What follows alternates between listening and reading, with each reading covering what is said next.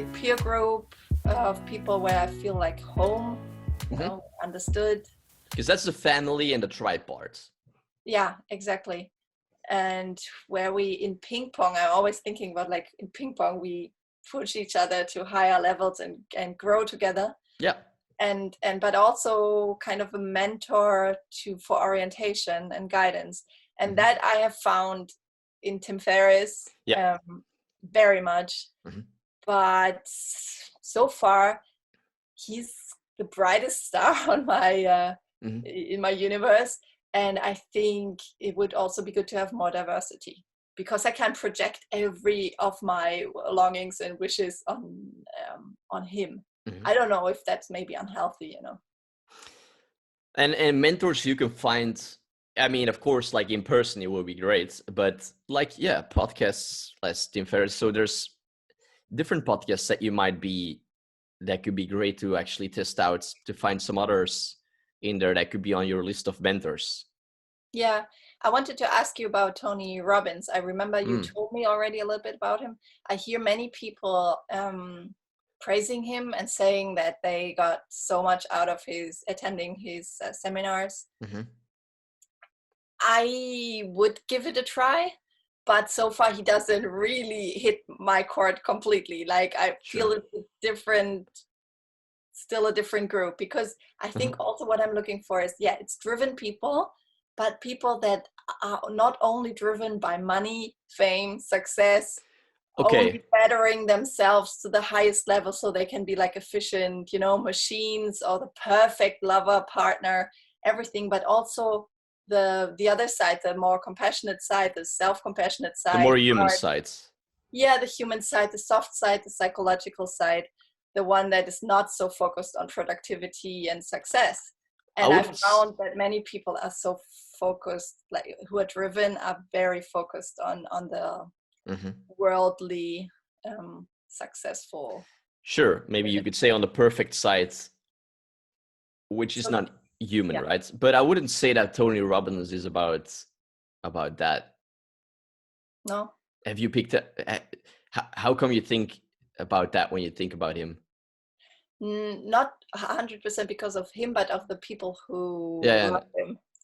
Okay. They for me seem more like the business type people who want to be best in what they do, but not so much, don't have so much heart competence. Okay.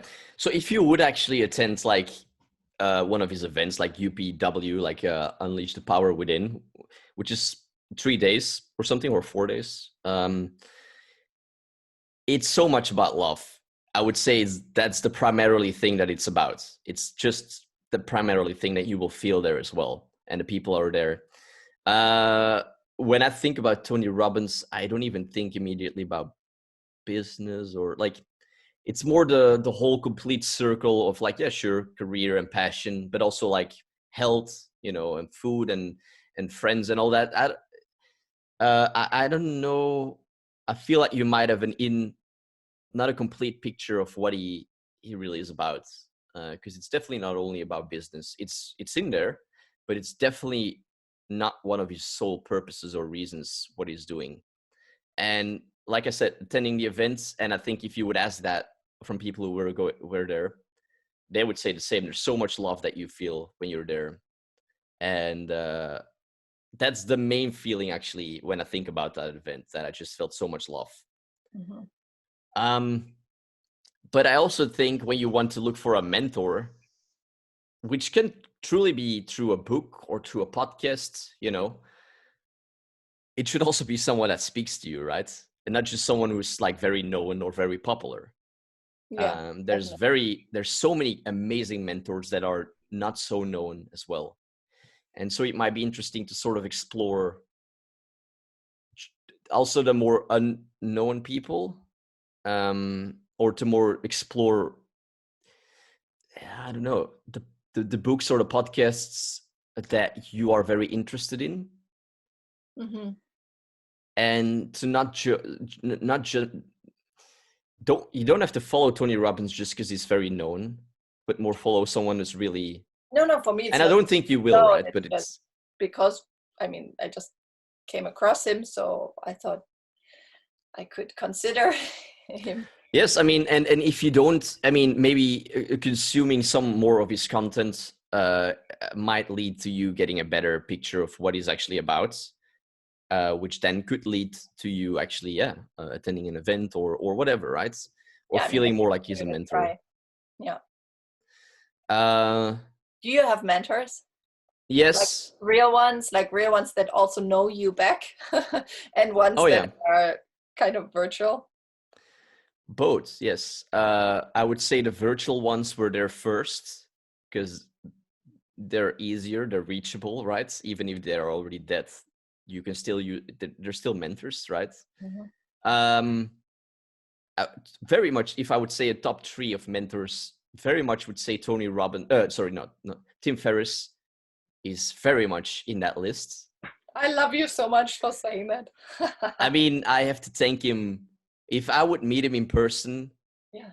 there's so many things I would have to thank him for.